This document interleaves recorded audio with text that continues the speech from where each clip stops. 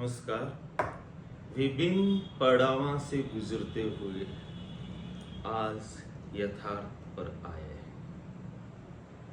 पहले MK classes थी, बीच में मरुमित्रा करने का प्रयास किया, पर यथार्थ किनारा यथार्थ इज अब इस रूप में उभर के सामने आया है। मैं जीवन में बहुत सारे पड़ाव देखे हैं। हमने पैंडेमिक भी देखा है। पैंडेमिक के दौरान ऑनलाइन क्लासेस का एक बहुत महत्वपूर्ण रोल उभर कर सामने आया है। हालांकि बात अलग है कि किताबों की जो सुगंध और पृष्ठों का जो बदलना, जो हमारी मेमोरी में जमा होती थी, वो ऑनलाइन तो पैदा नहीं होती। फिर भी इससे विज्ञान और तकनीकी के युग में इसको नकारा नहीं जा सकता। इस पड़ाव पर पहुंचने से पहले मैं कुछ मेरे मित्रों का, मेरे शुभ चिंतकों का मैं स्वागत करना चाहता हूं। मेरे अपने यहाँ कानाराम जी चाड़ है, डॉक्टर गोपाल गुजर है, श्रीमान दिनेश जी डीरा जो प्रिंसिपल है, फूलचंद जी भाटी जो लेक्चरर है जियोग्राफी के, अनुराधा खारोल जो लेक्चरर है हिस्ट्री के, फिर कमलोज जी चौहान जो जियोग्राफी के बहुत अच्छी ज्ञाता है। उनका सहयोग भरपूर मिलता रहता है, मिलता रहेगा। साथ ही परमवीर सिंह पाटी, गणपत जी बालोटिया जी, भरत जी उपाध्याय जो विशेष तौर से मेरे खास मित्र, फिर रूपचंद जी छिपा और तरुण एक बहुत ही जिज्ञासु प्रवृत्ति का, हेमंत और सूर्यवीर सिंह की जुगल जोड़ी, मासूम सी, ये स्टूडेंट और मित्र दोनों के स्वरूप में उभर कर आते हैं। साथ ही मेरे देवतुल्य भ्राता विशेषकर सेठ रतनलाल और बॉस सुकाराम, चैनाराम जी, पपूराम जी को मैं हार्दिक आभार प्रकट करता हूँ। कृष्ण जैसे सखा जिन्होंने हमेशा मुझे सही दिशा दिखाई है, जगदीश सिंह जी खिड़िया, उनका भी मैं आभार व्यक्त करता हूँ। फिर मातृशक्ति इंदिरा जोशी और ममता छिपा जिन्होंने हमेशा मुझे मोटिवेट किया है इस ऑनलाइन प्लेटफॉर्म पर आने के लिए, जिससे मैं हमेशा नकारा करता था।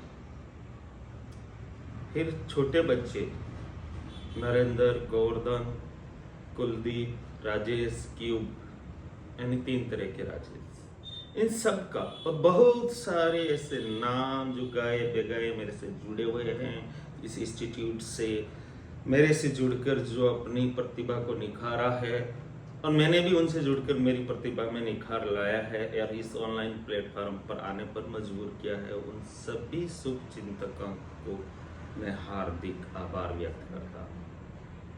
कुछ मेरे बारे में, मैंने प्राइवेट BA की थी,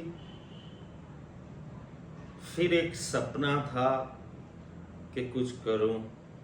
मेरे भ्राता श्री जिसे सेठ रतनलाल जी, उन्होंने कहा, वो बहुत स्ट्रगल वाले पर्सन हैं, उनसे जब मुलाकात, उनसे जब बात हुई तो उन्होंने कहा कि पढ़ना चाहिए।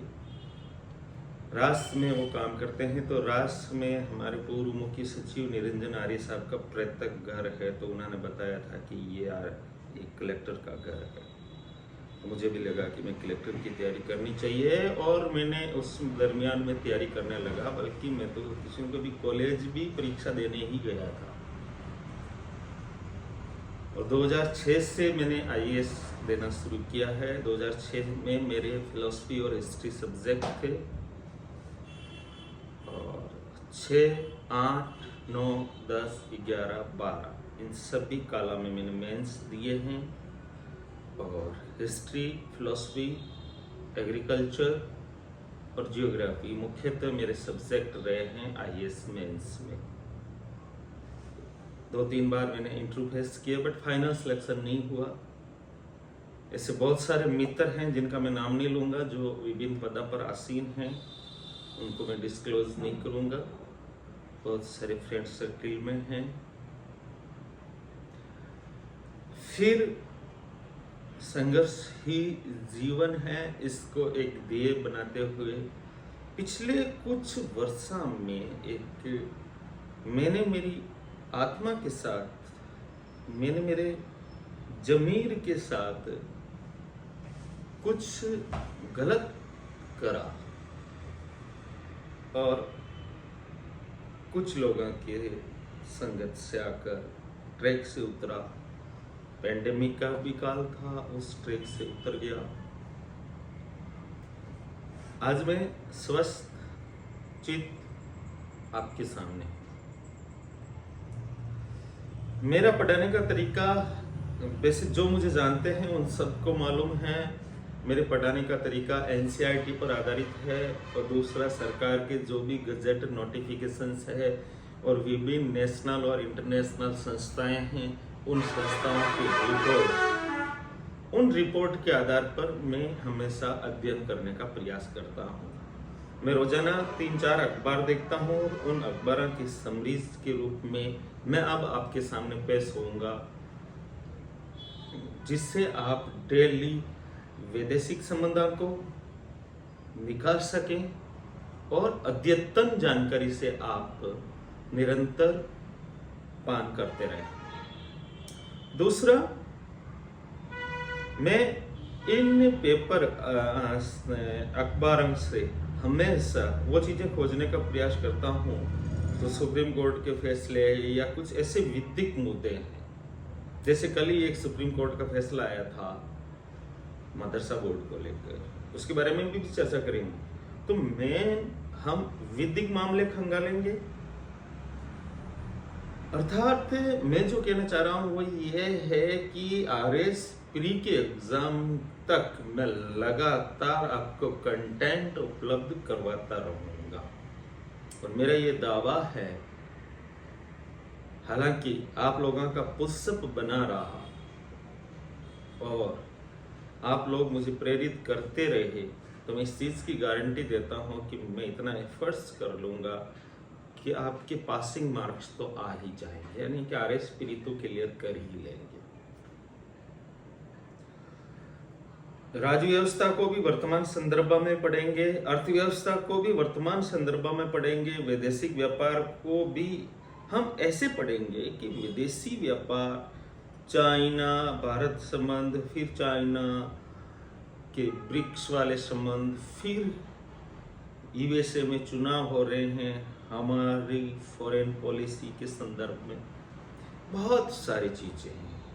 जब आरएस के दरमियान हम पेपर के माध्यम से आपके मस्तिष्क में कुछ ज्ञान उड़ेलेंगे, जो आपको प्रीलिम्स में और विथ मेंस में बहुत सारी चीजें आपको मिल जाएगी। दूसरा, चूंकि मैंने आईएएस मेंस 6 बार लिखे हैं, विभिन्न सब्जेक्ट से मेरा मुकाबला हुआ है, आप ही समझ लीजिए। एक बार तो मैंने पाली भाषा भी, मेरे मित्र है जो उस पद पर आसीन है, उनके पीछे भागते हुए मैंने पाली भाषा भी ली थी, जो हमों की खानी पड़ी। तो बस बात इतनी सी है कि जो आरपीएससी द्वारा सेकेंड ग्रेड के एग्जाम होते हैं, उसमें भी मैं बहुत सारे कंटेंट्स और चीज़ें उपलब्ध करवाऊंगा जो आपके एग्जाम की प्रियोरिटी से लाएंगे। दूसरा मेरा महत्वपूर्ण इश्यू होगा हिस्ट्री, इतिहास। चाहे कॉलेज लेक्चरर ले लो और चाहे ये आरपीएससी स्कूल लेक्चरर ले लो, इन दोनों के लिए जो वर्ल्ड हिस्ट्री है, जो आप जनरली जिसे जीके नहीं समझते, आप जनरली जैसे मैं आपको जीके बोलूं तो आप जीके का मतलब हिस्ट्री, मैं कोई हिस्ट्री का सवाल पूछ लूं तो ये बोलेंगे कि जीके मुझे नहीं आता। तो आपके दिमाग में जो जीके का पर्याय जो हिस्ट्री बना है, विशेषकर इंडियन हिस्ट्री बन गया है, उसके लिए मैं एक प्रयास करूंगा कि वर्ल्ड हिस्ट्री आपसे बियॉन्ड ना हो और वर्ल्ड हिस्ट्री को आपको एक आसान तरीके से समझाऊंगा। विशेषकर आपको अगर वर्ल्ड हिस्ट्री पढ़ना ही है तो लाल बहादुर की किताब आती है, लाल बहादुर वर्मा, वो पढ़िएगा। परंतु वो पढ़ने से पहले आपको आपका माइंड वर्ल्ड लेवल का हो जाना चाहिए। मैं प्रयास करूंगा इस चीज का कि आप नेपोलियन बोनापार्ट की तरह जंगे जीतते जाए, परंतु नेल्सन जैसा साहस आप में भरा रहे। अंतिम लड़ाई नहीं हारनी है, ध्यान रखना। ये ही मेरा उद्देश्य है वर्ल्ड हिस्ट्री में। दूसरा, मैं राजस्थान जीके के बारे में बात करता हूं। राजस्थान जनरल स्टडीज में मेरा उद्देश्य है कि कक्षा 6 से लेकर 10वीं तक राजस्थान अध्ययन की जो भी पुस्तक है, उन पुस्तकों को मैं राजस्थान सरकार की विभिन्न रिपोर्टों के द्वारा अद्यतन करके मैं पढ़ा दूंगा। और मेरा दावा है कि फिर सवाल छूटने का कोई चांस नहीं है और नहीं छूटेगा। दूसरा, एक साइकोलॉजी के बारे में बहुत सारी है, क्योंकि विभिन्न टीचिंग एग्जाम में साइकोलॉजी भी आती है। तो साइकोलॉजी को लेकर मैं आपको बता दूं कि 11th और 12th की जो मनोविज्ञान की पुस्तकें हैं, उन पुस्तकों को आधार बनाकर और विभिन्न यूनिवर्सिटियों के रिसर्चर के कुछ नमूने लेकर मैं आपको एक सामान्य और सरल भाषा में हिस्ट्री को पढ़ाने का, इसको साइकोलॉजी को आपके सामने प्रस्तुत करूंगा। तो आप सामान्य तरीके से सवाल सॉल्व कर लें। हालांकि ये बात अलग है कि त्रियक बुद्धि, दिव बुद्धि, ये शब्द तो आपको रटने पड़ सकते हैं, बट जो व्यावहारिक सवाल है वो आपके सॉल्व हो जाएंगे। बात करते हैं एक्चुअली में इस ऑनलाइन प्लेटफॉर्म पर आने का मेरा उद्देश्य। एक्चुअली में ऑनलाइन प्लेटफॉर्म पर एक स्टूडेंट को गिनी पिग बनाया जा रहा है, एक प्रायोगिक जंतु बनाया जा रहा है, यानी कि ये इनके प्रकरण कैसे भी करके सब्सक्राइबर बढ़ाना है। एक मतलब मैं ये नहीं कह रहा हूं कि हॉरर तो नहीं, कौतूहल पैदा किया जा रहा है। जबकि कौतूहल है ही नहीं, कौतूहल नाम की चीज अध्ययन में है ही नहीं। अध्ययन सारगर्भिता की चीज है, और तो किसी भी टीचर को उसके सब्सक्राइबर, उसके लाइक से मापा जा रहा है, यह सीधा सट कौतूहल से मापा जा रहा है। एक्चुअली मैं आपको इस सामान्य बात अगर सामान्य तरीका से बता दे, वो बात आपको अटपटी लगेगी, पर सामान्य चीज अटपटे तरीके से आपको बता दे तो वो बात आपको सामान्य लगेगी, बस इसी को तौर तरीके बनाकर। तो मेरा ये दावा है कि जब से ऑनलाइन प्लेटफॉर्म आया है, ये इसी तरह का ट्रेंड चल रहा है। मैं थोड़ा सा इसे बदलने का प्रयास करूंगा। और दूसरा, एक चीज हमेशा ध्यान रखिएगा,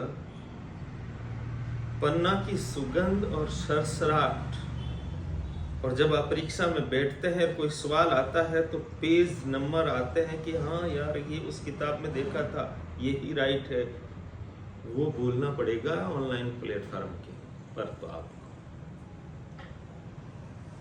किताबों पर भरोसा रखिए। मैं तकनीकी को नकार नहीं रहा हूँ, तकनीकी के दुरुपयोग को कह रहा हूँ, क्योंकि आप जब से ऑनलाइन हैं मैक्सिमम 95% बच्चे ना तो नया सीखते हैं, ना पुराना भूलते हैं, वही 3 साल से घिसे पीटे शॉर्ट्स रोजाना के 500 शॉर्ट्स देख लेते हैं, पता नहीं क्या आया। वो ये एक सपने की तरह गुजरता रहता है, रात को सपना देखते हैं, दिन में शॉर्ट्स देखते हैं, लाइफ गुजरती जाती है। इनसे थोड़ा उबारने का मैं प्रयास करूंगा और मेरे क्लास का मोटो यही रहेगा। नेक्स्ट मैं जब भी वीडियो डालूंगा तो उस वीडियो की फॉर्म ही ऐसी होगी, एपिसोड 1, 2, 3, 4। एक बार फिर मैं सेठ रतनलाल, बॉस सुखराम, जो इससे जिन्होंने मुझे ये प्लेटफॉर्म उपलब्ध करवाया है, उनको भाई चैनाराम जी और पप्पूराम जी को धन्यवाद। और कृष्ण जैसे सरकार जगदीश सिंह खेड़िया, विशेषकर अति प्रिय स्टूडेंट अनुराधा खारोड़ और फूलचंद भाटी और तरुण और कमलेश चौहान, मुकेश मेघवाल और पीयूष सेन का हार्दिक आभार।